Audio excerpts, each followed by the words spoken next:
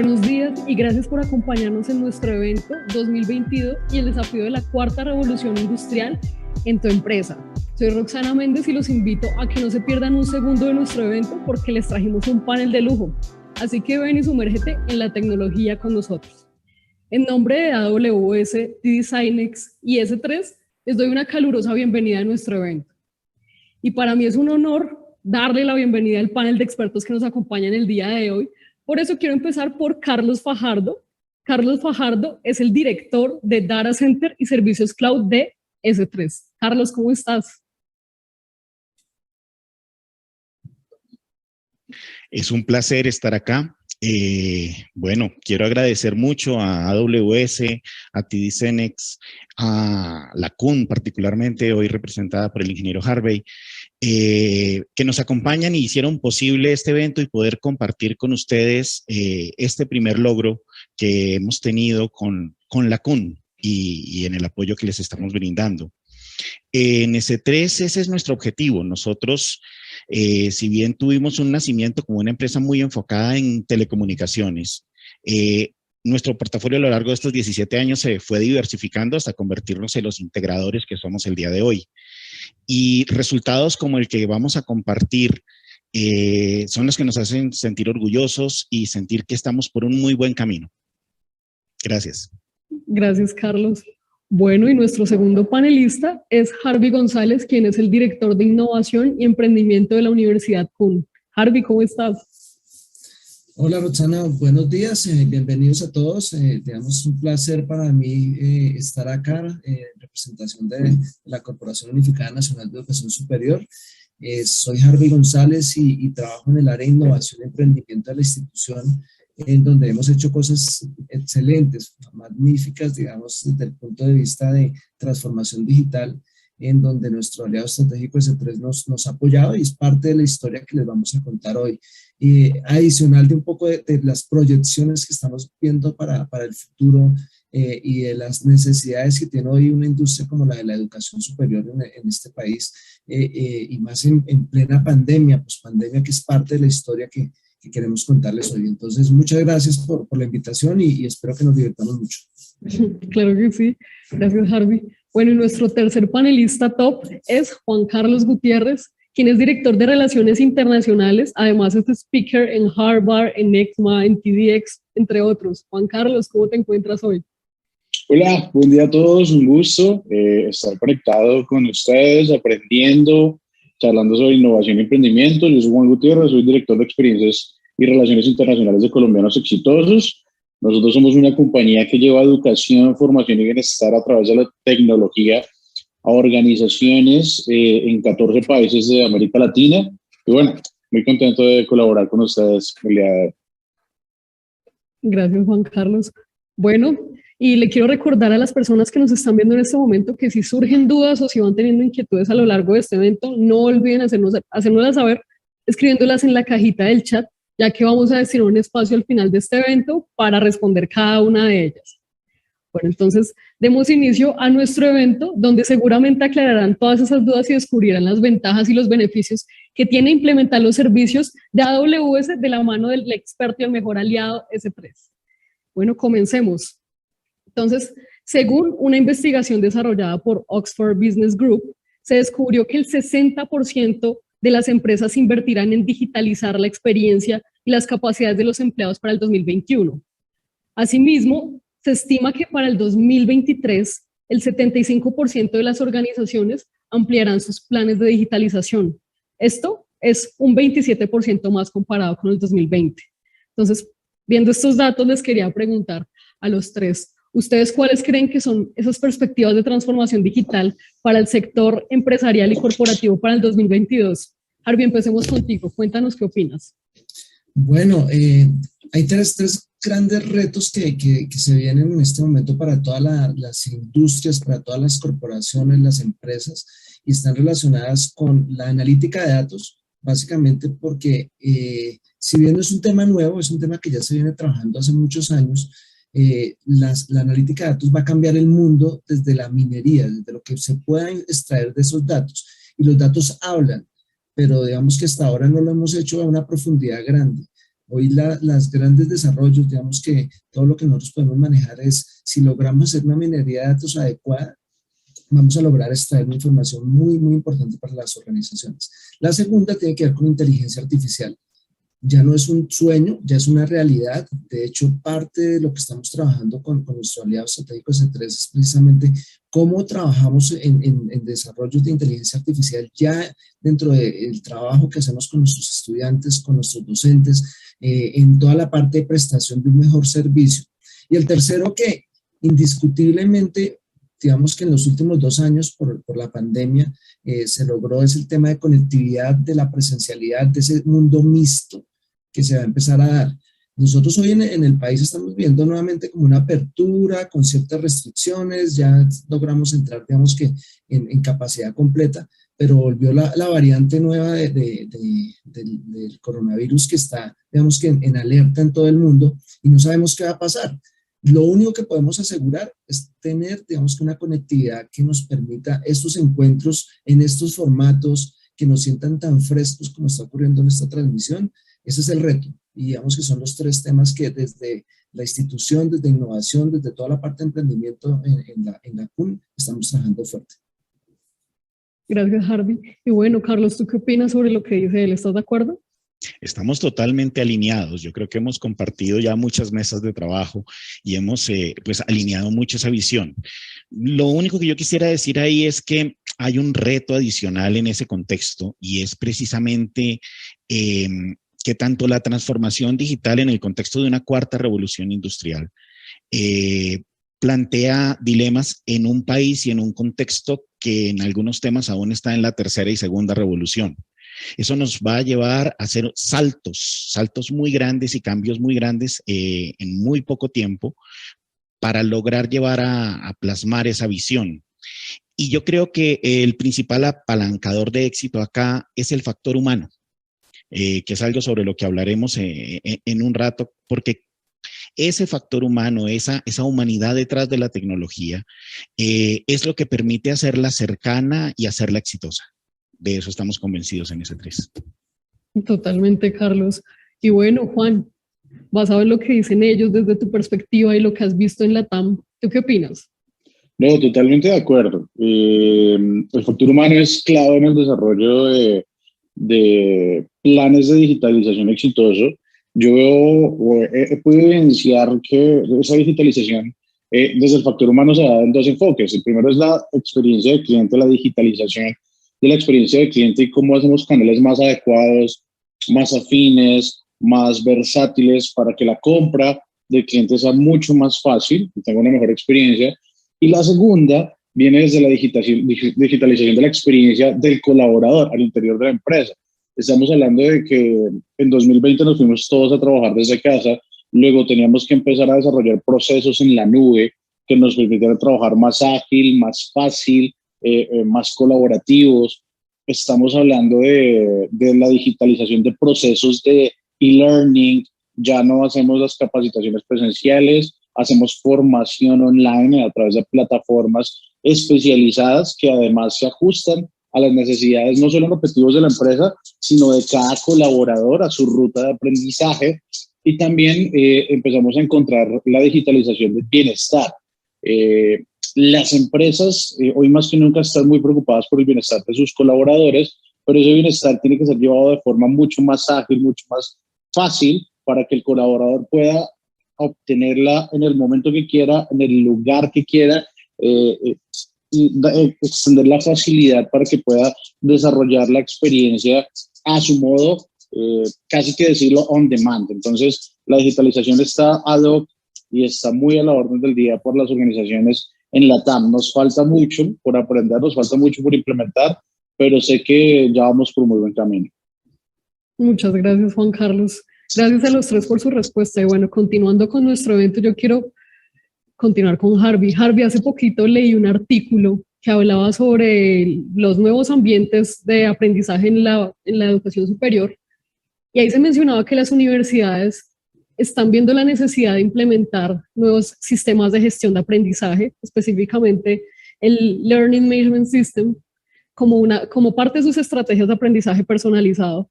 Entonces, Harvey, yo te quiero preguntar y quiero que nos cuentes un poco qué fue lo que obligó a que la CUN implementara este proyecto y cuál fue esa necesidad que detectaron al implementar esto en la universidad. Bueno, Roxana, muchas gracias por la invitación y permitirme contarles esta historia digamos que va a ser en esta presentación que está muy enriquecida con lo que nos ocurrió en los últimos 2 años. Y por eso me quiero remontar al 2019 para responder tu pregunta y contarles a todos un poco qué vivió la CUN y qué ha vivido realmente. Y digamos que para eso pues vamos a ir un poquito a qué pasó por allá en el lejano oriente, en China, cuando a un chino se le metió un murciélago en la sopa. Ese es el inicio y creo que todos tenemos claro esa huella somática que nos va a quedar de por vida y va a quedar en generaciones de cómo esas comidas exóticas cambiaron realmente el mundo. Y a nosotros, digamos que eso no fue un tema ajeno. Realmente ese murciélago que se metió en la sopa del chino genera, digamos que lo que se conoce como la teoría del caos. Básicamente es que el aleteo de una mariposa pues puede, digamos que provocar un tsunami al otro lado del mundo. Y realmente eso pasó. Yo creo que el mundo en este momento tiene claro que realmente es esas cosas tan pequeñas como realmente, y ser reiterativos, un murciélago en la sopa de un chino cambió el mundo.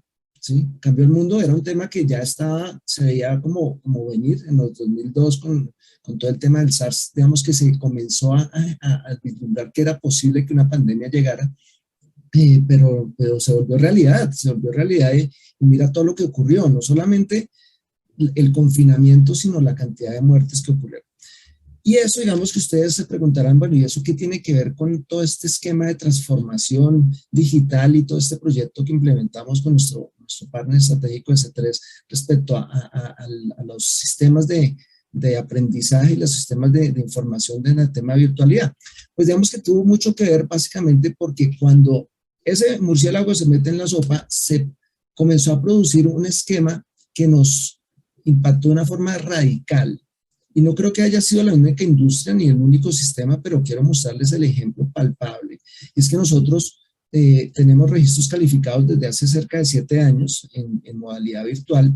Y si bien todos nuestros estudiantes, tanto presenciales como a distancia, disfrutan de contenidos virtuales, pues no, los presenciales nunca estuvieron, digamos que, en una concurrencia alta y eran más dispositivos de apoyo.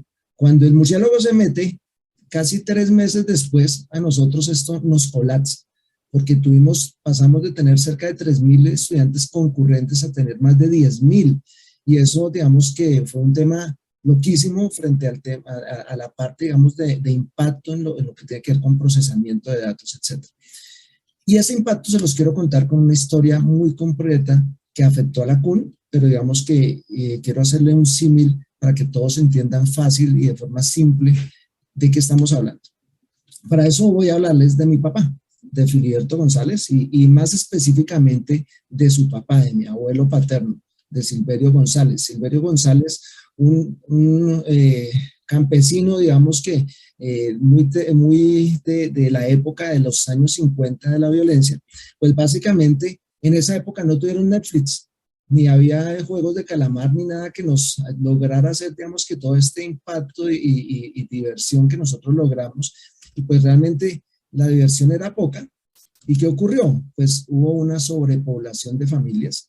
La familia de mi padre, solamente en su matrimonio oficial, fue 16 hermanos, y por fuera de eso hubo otros 8 hermanos. Entonces esto es un mundo de personas viviendo muy en la característica de los años 50 en Colombia, en el campo, en donde el principal inconveniente es cómo alimentar y sobrevivir a todos estas generaciones que estaban empezando a nacer con diferentes edades.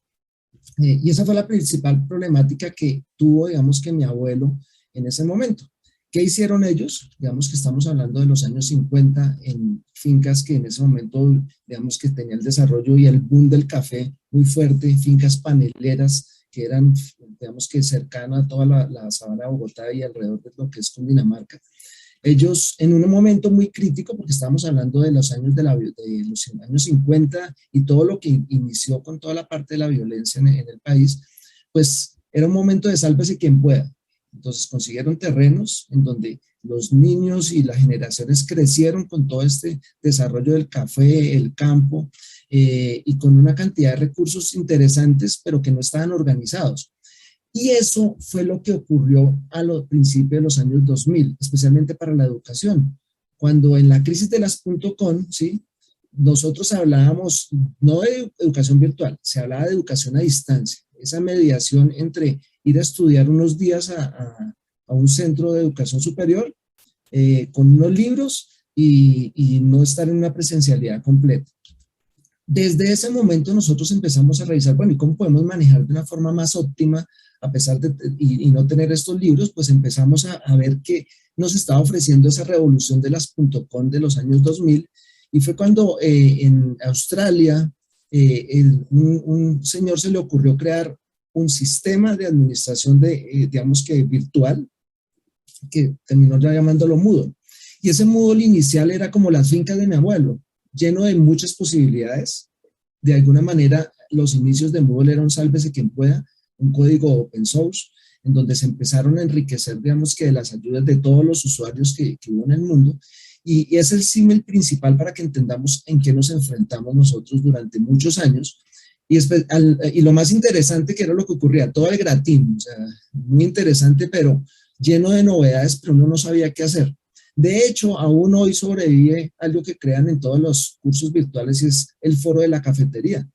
Digamos que 20 años después ustedes entran a un curso virtual y todavía existe el foro de la cafetería, y es parte de la evolución en donde la industria de la educación no ha hecho la migración completa a todas las herramientas. Claro, ya se empiezan a ver impactos de redes sociales, de incluso involucrar TikTok, etcétera. Pero fueron el símil que nosotros encontramos en esa época. ¿Qué ocurrió durante casi 10 años? Y es que todo ese recurso que se empezó a dar en las diferentes instituciones, y la CUN no era ajena, se empezó a ver escaso.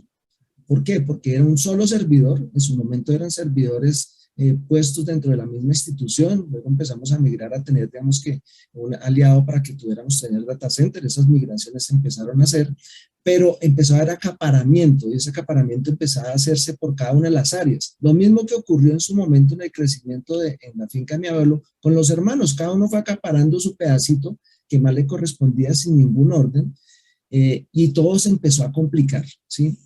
Donde digamos que empieza a ser muy complejo el tema, cuando a nosotros nos entregan los primeros registros calificados ya virtuales. En el año 2015 nos entregaron nuestros primeros registros calificados, y ya el tema empezó a ser más serio.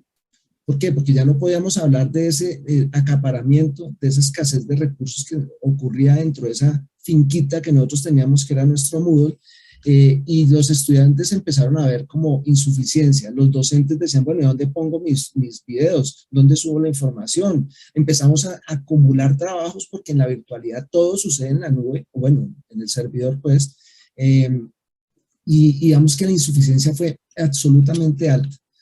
Entonces, ¿qué empezamos a hacer como solución?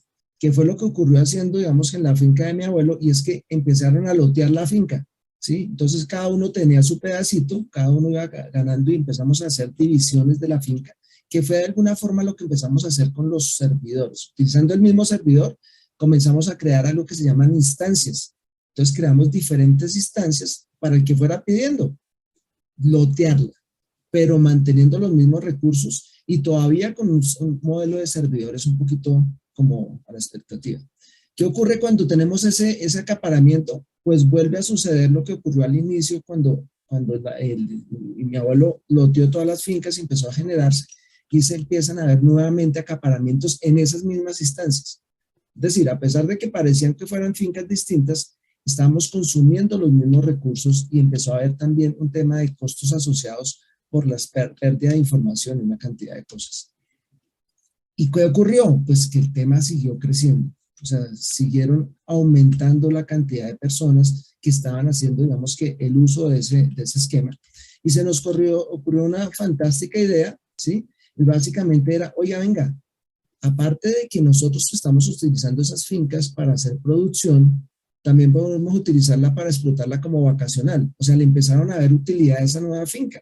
No solamente ya la estábamos utilizando para los mismos recursos que desde el abuelo nos había enseñado a utilizar, sino que también la habíamos utilizado para vacacionar. Y eso también ocurrió con los docentes. Empezaron a ver que podían utilizar el Moodle para otros elementos, que podían utilizar, vincularlo incluso con otros recursos que empezaban a ser más exigente precisamente esa transaccionalidad. Es decir, no solamente lo antiguo, sino una cantidad de funcionalidades nuevas. ¿Y qué ocurre? Pues empezamos a tener inconvenientes porque los servidores, porque nuestros equipos no estaban preparados. Lo mismo que ocurrió con esas fincas. Esas fincas no tenían la capacidad para recibir la cantidad de personas que íbamos a tener y empezaron a ocurrir cosas críticas como pérdida de información, problemas de administración, pérdidas de trabajo, pérdidas de notas, una cantidad de cosas muy complejas dentro de la institución. Entonces, ¿qué hicimos?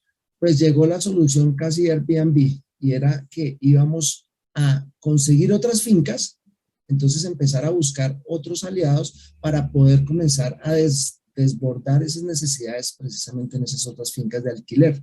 Y funcionó. De alguna forma lo que empezamos, y aquí fue en donde ya empezamos a ver, salirnos de un tema de servidores propios a ponernos con servidores en la nube, pero cada uno con su propia finquita.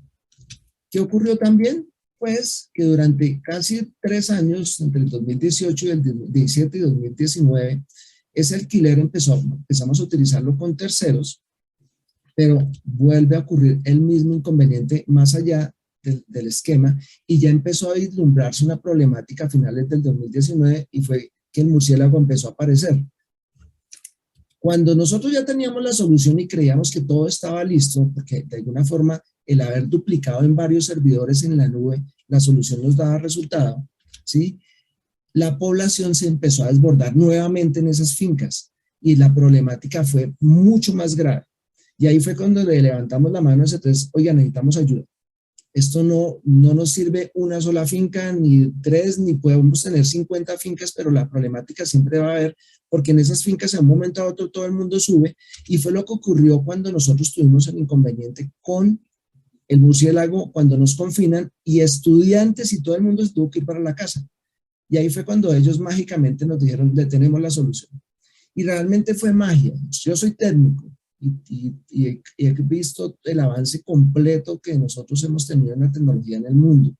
Pero cuando S3 nos plantea la solución y la flexibilidad que se lograba, y era que nosotros pudiéramos tener casi como esas mismas fincas y un crecimiento, digamos que ilimitado y casi a la medida, y que los costos fueran flexibles, wow, para mí eso fue magia. Y fue la magia de nuestro partner precisamente con esa solución que AWS entregaba.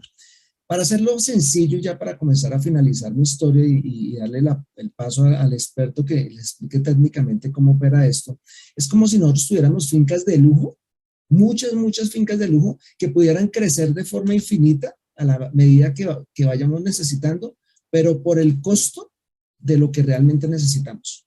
Es decir, si tenemos 10 estudiantes, necesitamos una sola finquita.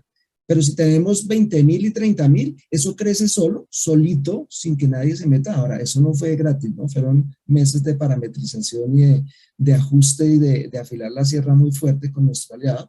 Pero logramos realmente utilizar todas esas mejoras con más servicios, más flexibilidad. Ahorita estamos soñando con un tema de AWS Connect que va a permitirnos un tema de inteligencia artificial con nuestros estudiantes y chatbots realmente interactivos. Bueno, cosas que de pronto me le adelanto a Carlos. Y todo ese esquema de lo que podríamos hablar, ya que la palabra está famosa, de metaversos simultáneos. Esto es, digamos que el gráfico técnico, no voy a explicarlo, hacer ese tema, Carlos, pero en términos sencillos es como si cada cajita de esas de los Moodle que nosotros tenemos ahí, de esos servidores que eran como computadores que teníamos primero físicos, luego pasamos a la nube, se replicaran a la medida que los estudiantes crecen o disminuyen a la medida que los estudiantes disminuyen. Una cosa mágica y que funciona automática. Pero esto no termina acá y es parte de lo que nosotros estamos visualizando con nuestro aliado. ¿Por qué? ¿Por qué nos quedamos con ellos? Básicamente porque lo que se viene para el mundo en todo lo que tiene que ver con LMS es pasar a la generación de los XLP, que son plataformas de aprendizaje. La experiencia de la plataforma de aprendizaje. Y ahí vamos a meter cosas como realidad virtual, realidad aumentada, toda la parte de hologramas que ya ni siquiera es un tema de proyectos, o sea, ya se está metiendo dentro del esquema. Estamos hablando de todo este concepto de EdTech, y si nosotros no estamos a la vanguardia, que es lo que finalmente nos está ofreciendo AWS, pues vamos a desaparecer, porque esto es una realidad. Es una realidad que no del futuro, ni de 10, ni dentro de 20 años. Eso ya empezó a aparecer, ya empezaron a mostrarse todas las herramientas que a nivel de educación van a empezar, digamos, que a manejarse en el mundo. Eso es, digamos, que una introducción, Roxana, para responder tu pregunta con historias y metáforas pequeñas, pero que sea de fácil entendimiento para todos. Total, qué interesante. Realmente una transformación para la universidad que se refleja en la experiencia del usuario final y en este caso de los estudiantes. Muchísimas gracias, Harvey. Y bueno, le quiero recordar a nuestros participantes que si tienen dudas, pueden irnos dejando las preguntas que quieran en el chat. Nosotros vamos a destinar un espacio para responder una a una sus inquietudes, así que apúntenlo todo y háganos saber qué dudas tienen. Y bueno, Carlos, Harvey ya nos contaba cómo es el uso y la aplicación de este proyecto, pero yo te quiero preguntar a ti como experto en tecnología, como representante de S3, que teniendo en cuenta el contexto colombiano en el tema educativo, ¿cuál crees tú que fue el mayor reto a nivel IT? Y también, ¿cuál fue ese rol que tuvo AWS en la implementación de este proyecto? Cuéntanos, Carlos.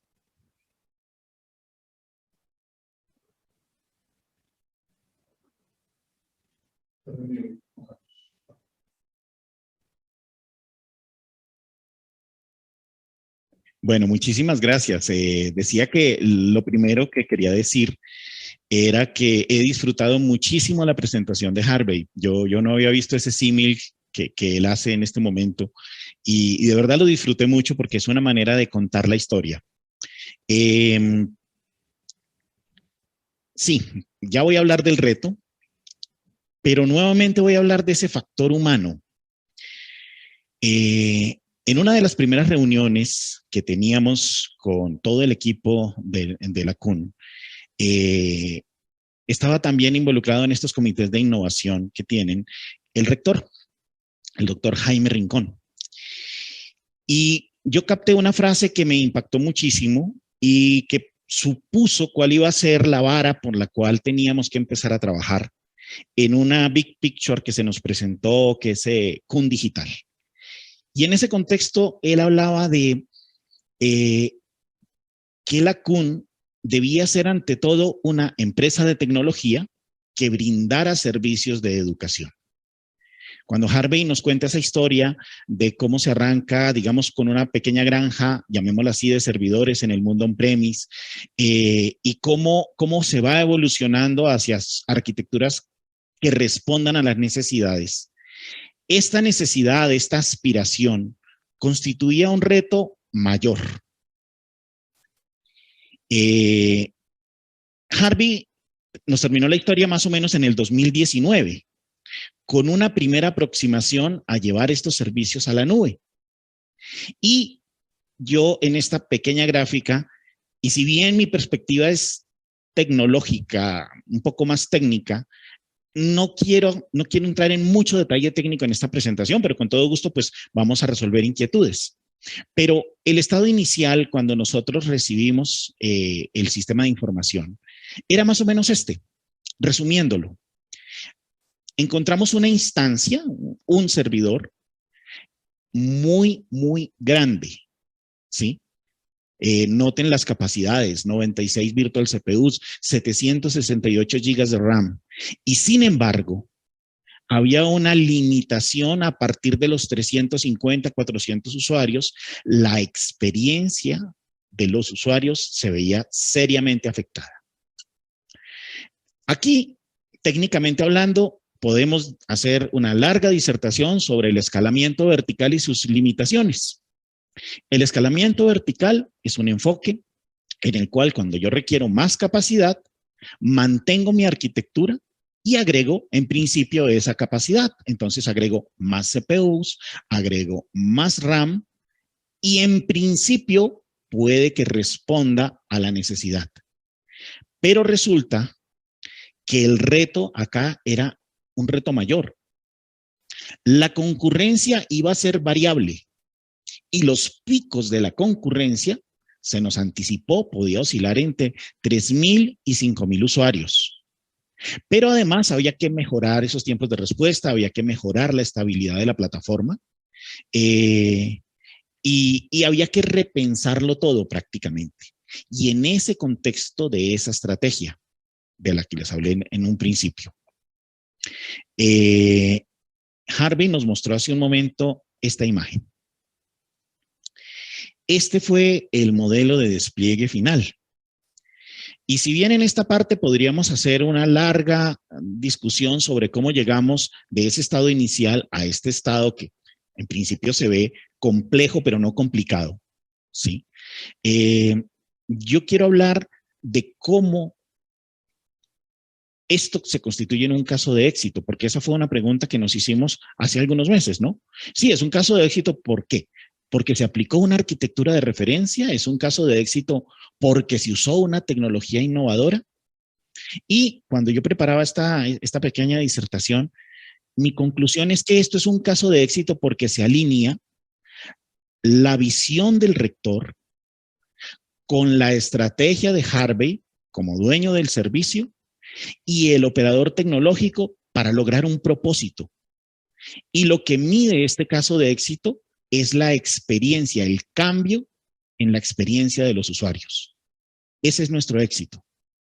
Esos fueron los factores que nos llevaron a que tuviéramos un momento de verdad en la transformación digital. Y en este momento en que todo el mundo habla de lograr transformación digital, nos la empezamos a imaginar como hitos, ¿no? Y efectivamente, la transformación digital tiene hitos, pero es un proceso continuo. Y nuevamente retomo algo que me gustó mucho en la presentación de Harvey, y es que esto es solo un comienzo, porque estamos trabajando en lograr ese famoso CUN digital que va a cambiar completamente la experiencia del estudiante de la CUN. ¿Qué tenemos acá? Pues voy a hablar muy breve del tema técnico, muy breve, y era que ese escenario inicial que hacía escalamiento vertical, hay un momento en que tiene una limitación y es que la fuerza bruta en el problema puntual de la CUN no resuelve el problema de la concurrencia. Para poder resolver el problema de la concurrencia a ese nivel, ya no importaba cuánta RAM o cuántas CPUs yo le diera al servidor como tal. Él ya estaba limitado a 400 usuarios porque hay unos temas de encolamiento. Entonces nos sentamos, revisamos las arquitecturas de referencia que se tenían disponibles, nos pusimos muy en contacto con la comunidad de Moodle, porque este reto, pues fue un reto que, como bien lo describe Harvey, fue un reto mundial. Y efectivamente, había muchas aproximaciones, pero en AWS teníamos una flexibilidad y una disposición de recursos y unas tecnologías listas para poder llevar a cabo este despliegue que estamos viendo acá. Además de eso, AWS nos da una serie de buenas prácticas y esas buenas prácticas se traducen en el logro final. La separación de capas.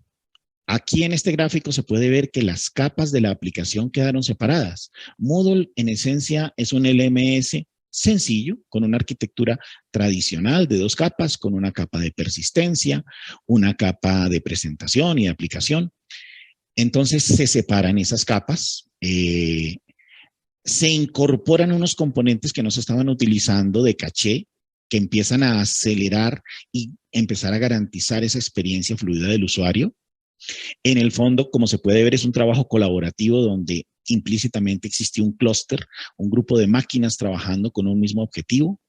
Y se adiciona una capa muy robusta de seguridad con un set de productos de AWS, como en este caso el WAF que estamos viendo en la parte inferior de la presentación del servicio. De la mano de él hay otros productos de seguridad porque curiosamente en este contexto de la pandemia y pospandemia, estos sistemas altamente misionales y que se convierten en el eje de la operación, pues por algún motivo fueron particularmente atacados, entonces se requiere una capa de seguridad importante. Y sobre esa banda amarilla que aparece muy en la mitad del gráfico, está algo sobre lo que nos hablaba Harvey hace rato, y es ese modelo que se adapta a la concurrencia. Y resulta que un reto que teníamos acá es que si bien se predecían picos entre 3.000 y 5.000 usuarios concurrentes, y hay un calendario académico que nos orienta un poco, el factor humano también prima. Entonces, en el contexto de estos ciclos propedéuticos que tienen unas fechas de finalización, nosotros empezábamos a ver que efectivamente somos muy latinoamericanos en algunas cosas y para los cierres de periodos, pues la concurrencia, obviamente la última noche o en esas fechas de corte de actividades, los estudiantes, los usuarios finales del servicio consumían de manera masiva el servicio.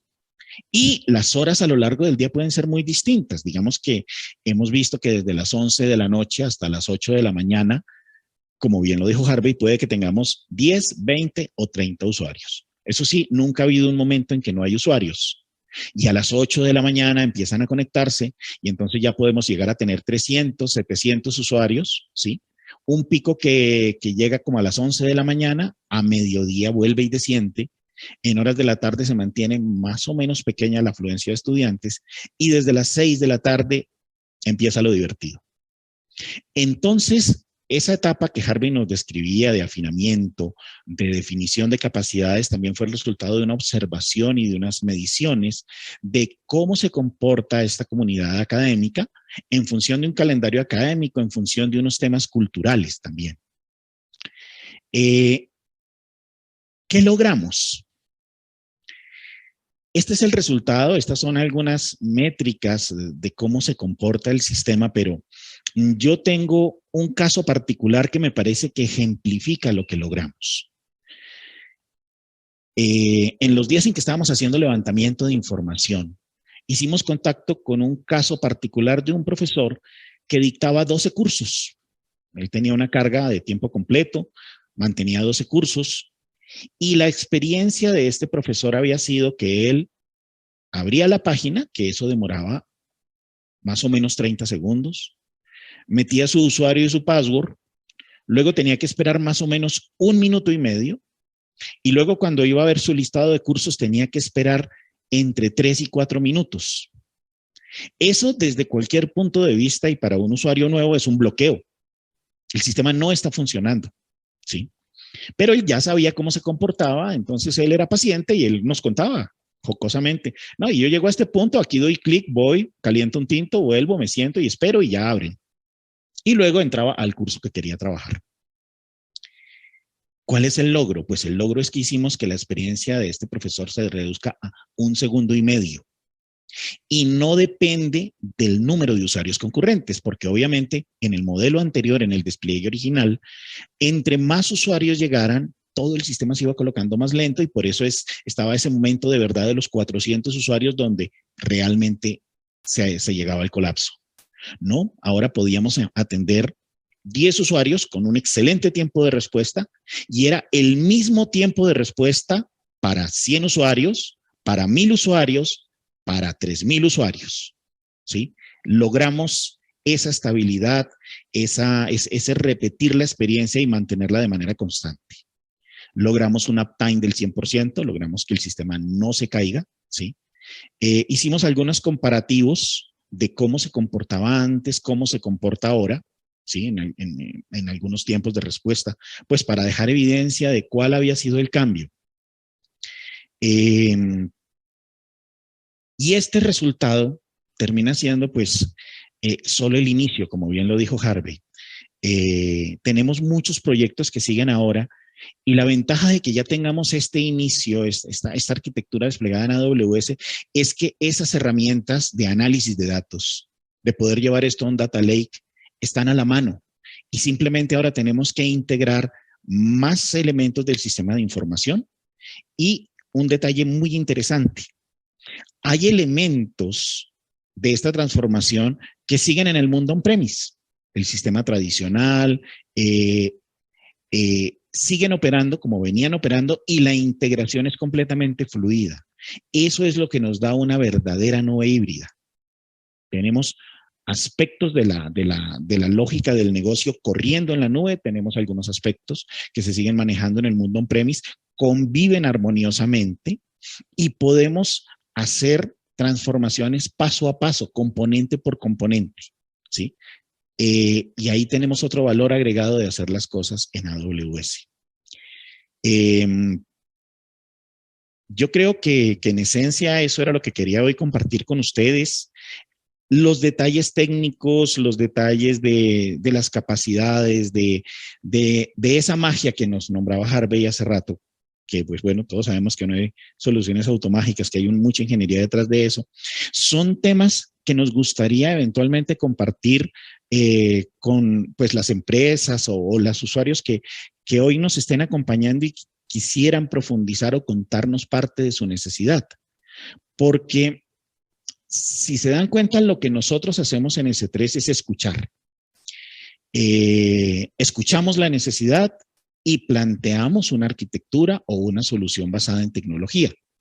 Y en ese sentido, nuestra audiencia, nuestros interlocutores del lado de las empresas, puede que estén en diferentes estadios, puede que tengan curiosidad por herramientas de analítica, herramientas de Big Data, o puede que tengan un desarrollo avanzado en el mundo on-premise con esos elementos. Sin importar ese estadio de desarrollo, nosotros estamos dispuestos a escuchar, a compartir, a generar eventualmente workshops para que terminemos hablando un mismo lenguaje y construyamos entre ambos una eventual solución a un problema puntual que se esté viviendo. Muchísimas gracias.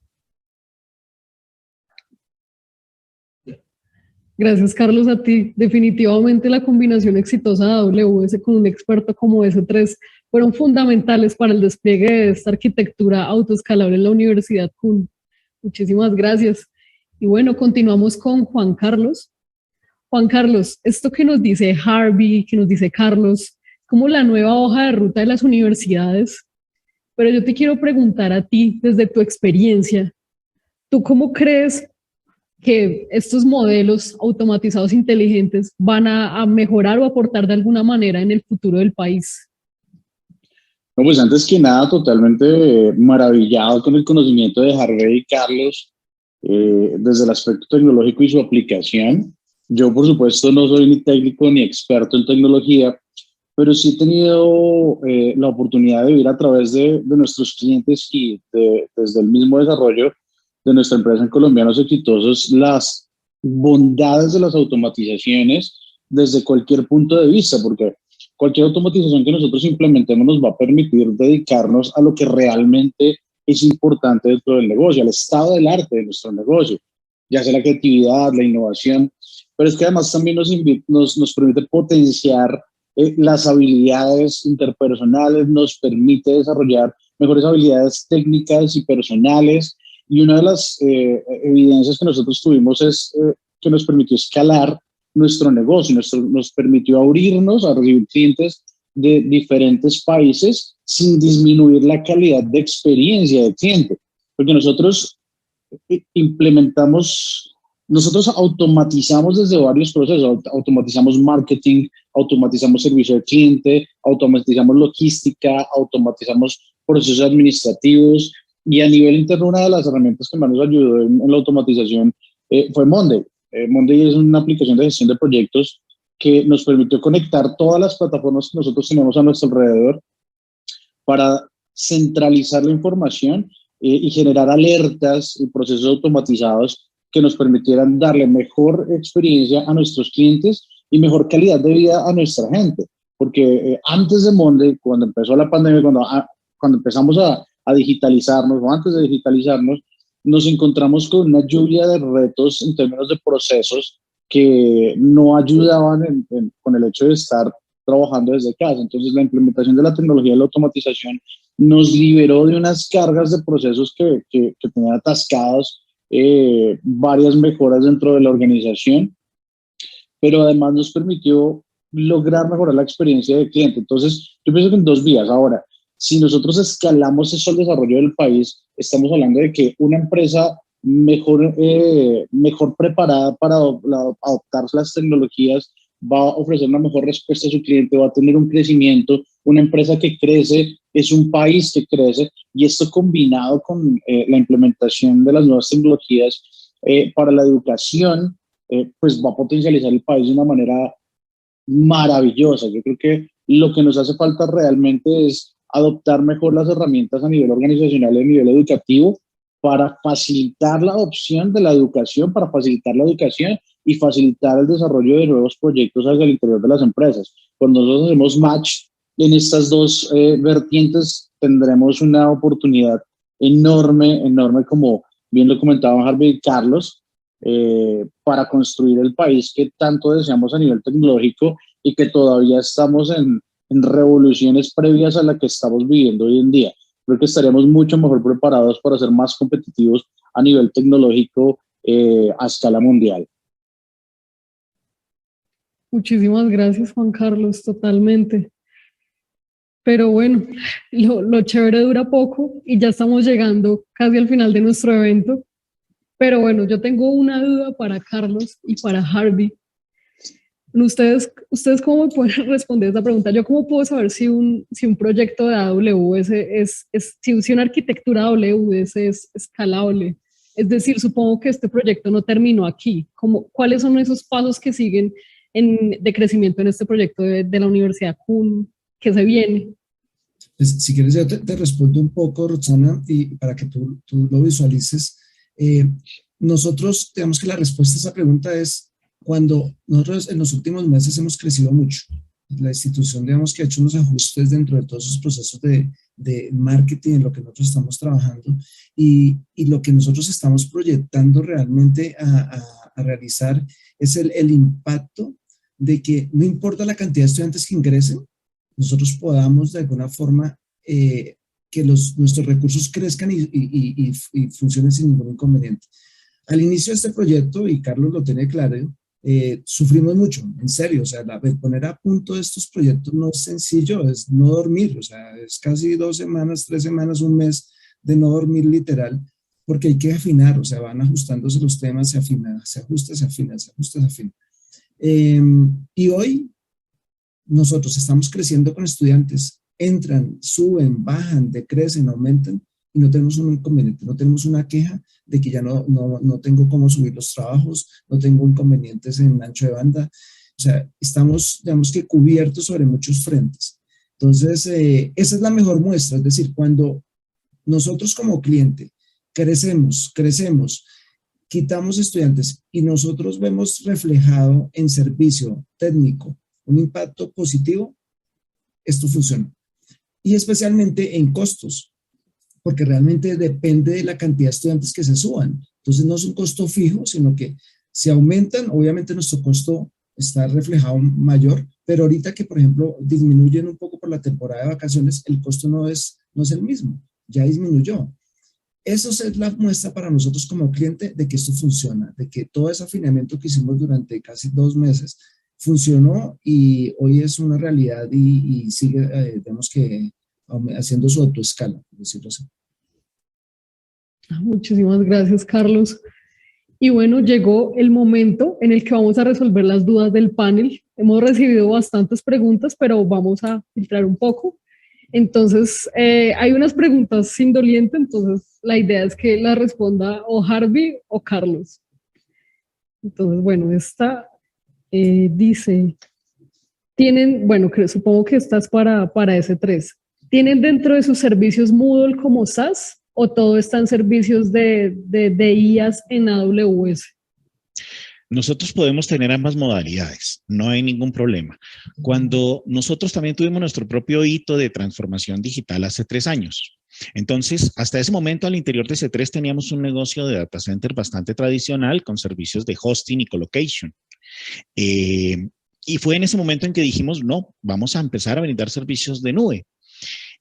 Realizamos estudios, análisis y incluso antes de empezar a trabajar con AWS, nosotros hicimos una aproximación lo más agnóstica a cualquier vendor, a cualquier marca. Y en ese sentido nos basamos y buscamos casi una definición académica de lo que era la nube. Y encontramos en la norma NIS 800-145, la definición de Cloud Computing, pues respuesta a esos interrogantes. Entonces, esas definiciones de IaaS, PaaS, SaaS con las que lidiamos todos los días están claramente definidas en esa norma del 2011 y es muy importante en Colombia porque fue la definición que también acogió Mintic. y a la larga también la DIAN. Ustedes saben que los servicios en la nube no están grabados con IVA y eso quedó definido en un concepto unificado de la DIAN del 25 de agosto del 2017. Esas definiciones fueron las que nos permitieron a nosotros definir nuestro portafolio de servicios. Y claramente tenemos servicios de infraestructura como servicio y servicios de software como servicio. Y las figuras se aplican y en nuestro portafolio está de ambas maneras cómo prestar ese servicio. Ok, Carlos, muchísimas gracias. Bueno, vamos con una para Harvey. Harvey, preguntan, ¿qué tanto impacto ha tenido la devaluación del peso en el uso de las tecnologías cloud para la CUN? No, eso es indiscutible. O sea, nosotros tenemos que ser sinceros. Obviamente esto se paga en dólares y obviamente nuestro aliado nos factura sobre el cambio de TRM y precisamente la solución que ellos nos dieron nos ha permitido, digamos, que mitigar eso. Antes nosotros teníamos un costo fijo que nos tenía, digamos que unidos a la TRM. Hoy tenemos un costo flexible, claro, con variantes de la TRM, pero no es un costo fijo como lo teníamos antes. Entonces, total, o sea, obviamente todos los servicios que uno consuma de estos proveedores, pues van a pegarnos. De hecho, todos los colombianos lo estamos viendo reflejado y lo vamos a ver reflejado con los servicios de Internet. O sea, la evaluación del dólar nos va a pegar el otro año en los servicios de Internet. Entonces, es indiscutible, pero una solución flexible como la que nos ofrece C3 hace que mitigue mucho ese impacto. Gracias, Harvey, por tu respuesta. Bueno, ahora vamos con una pregunta para Juan Carlos. Juan Carlos, preguntan, para ti, ¿cuál crees que es el reto de la virtualidad y la innovación en la educación? Muy buena pregunta. Yo creo que el reto aquí está en la adopción. Venimos de una cultura en donde la educación se viene dando de forma presencial, en donde interactuamos con otras personas en el aula de clases y llegó el momento digamos que de adoptarla obligados. Tuvimos que irnos a nuestras casas y empezar a aprender desde las pantallas. Yo personalmente me considero una persona que tiene una facilidad por la pantalla, me gusta aprender a través de la pantalla, pero conozco muchas personas a las que se les dificulta mucho, porque están acostumbradas al relacionamiento, a la asistencia a clase, sienten que aprenden mejor con un docente enfrente o con las interacciones con los demás. Entonces, para mí aquí el gran reto es la adopción y yo creo que es un tema de costumbre. Creo que estamos hechos para aprender por todos los canales disponibles, podemos aprender de forma visual, de forma auditiva, y creo que la adopción de la pantalla también tendrá mucho que ver con la innovación que la educación presente para adoptar mejor esta tecnología. Tal vez cuando nosotros logremos incursionar en escenarios de videos un poco más interactivos que permitan que nosotros usemos nuestras manos, que logremos interactuar más de forma kinestésica con la información que estamos adquiriendo a través de la pantalla, nos va a ir mucho mejor.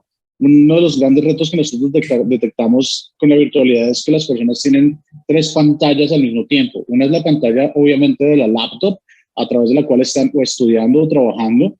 Una segunda pantalla es el celular, en el que están en WhatsApp, en YouTube, en Facebook. Y una tercera pantalla es el televisor allá al fondo con Netflix en mute.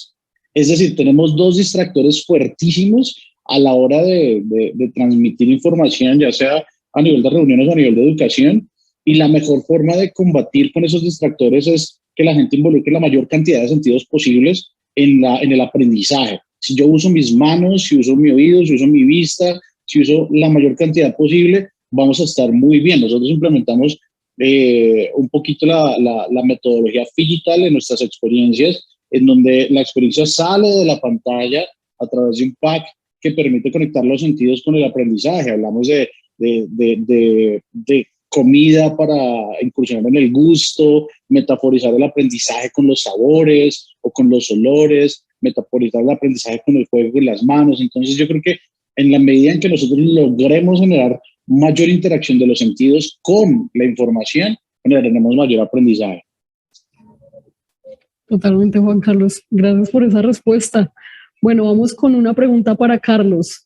Preguntan, ¿estos servicios de Moodle los podrían optimizar en servicios de contenedores o serverless para reducir costos? Sí, la arquitectura también es posible.